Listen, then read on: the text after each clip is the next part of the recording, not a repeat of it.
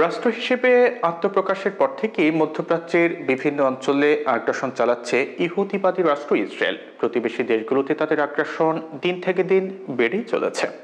বিগত কয়েক মাসে দেশটি ইরান, সিরিয়া এবং লেবাননের বিভিন্ন লক্ষ্যবস্তুতে হামলা চালিয়েছে। সর্বশেষ আসাদ সরকারের পতন এবং সিরিয়ায় ব্যাপক হামলার পর এক নতুন মধ্যপ্রাচ্য সৃষ্টি, বিশেষ করে বৃহত্তর ইসরায়েল রাষ্ট্রের কথা আবারও সামনে এসেছে। এখন প্রশ্ন হলো, বৃহত্তর ইসরায়েল কি? বৃহত্তর ইসরায়েল বলতে বর্তমান ইসরায়েল রাষ্ট্র এবং ফিলিস্তিনি অঞ্চলসমূহকে বোঝাতে ব্যবহৃত হয়, যা মিশরের নীলনদ থেকে ইরাকের ফোরাত নদী পর্যন্ত বিস্তৃত অঞ্চলকে বোঝায়। বৃহত্তর ইসরায়েল রাষ্ট্র প্রতিষ্ঠার বিষয়ে চলতি বছরের শুরুতে মিডল ইস্ট মনিটরকে দেওয়া সাক্ষাৎকারে ইসরায়েলি রাজনীতিবিদ আভি লিপকিন বলেছিলেন যে পর্যায়ক্রমে আমাদের সীমান্ত লেবানন থেকে সৌদি আরবের বিশাল মরুভূমি পর্যন্ত বিস্তৃত হবে, তারপর ভূমধ্যসাগর থেকে ফোরাত নদী অর্থাৎ ইরাক পর্যন্ত যাবে।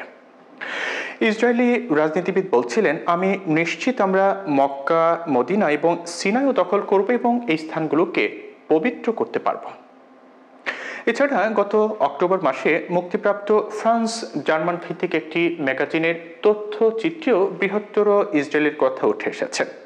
তথ্যচিত্রে ইসরায়েলের দুই উগ্রপন্থী ইহুদি নেতা, জাতীয় নিরাপত্তা মন্ত্রী ইতামার বেন গাভির ও অর্থমন্ত্রী বেজালেল স্মোট্রিচের সম্ভাব্য বৃহত্তর ইহুদি রাষ্ট্র নিয়ে কথা বলেছেন।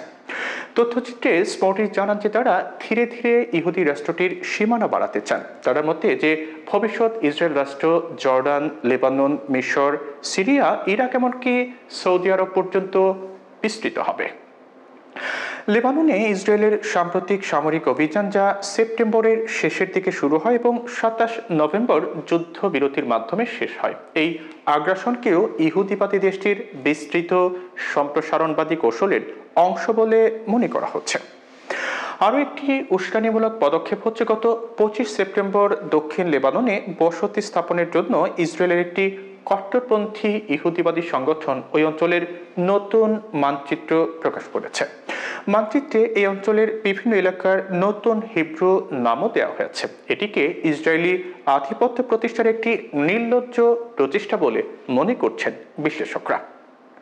লেবাননে দখলদারিত্ব সম্প্রসারণের ব্যর্থ প্রচেষ্টার পর এবার সিরিয়ার দিকে মনোনিবেশ করেছে ইসরায়েল। যুদ্ধ বিধ্বস্ত আরব দেশটির অস্থিতিশীল পরিস্থিতিকে পুঁজি করে তারা ব্যাপক স্থল ও বিমান হামলা চালিয়েছে। 1973 সালের আরব ইসরায়েল যুদ্ধের পর প্রথমবারের মতো সিরিয়ার ভূখণ্ডে ইসরায়েলি স্থলবাহিনীর সাম্প্রতিক আগ্রাসনের ফলে বৃহত্তর ইসরায়েলের ধারণা আবারও জল্পনা সৃষ্টি করেছে।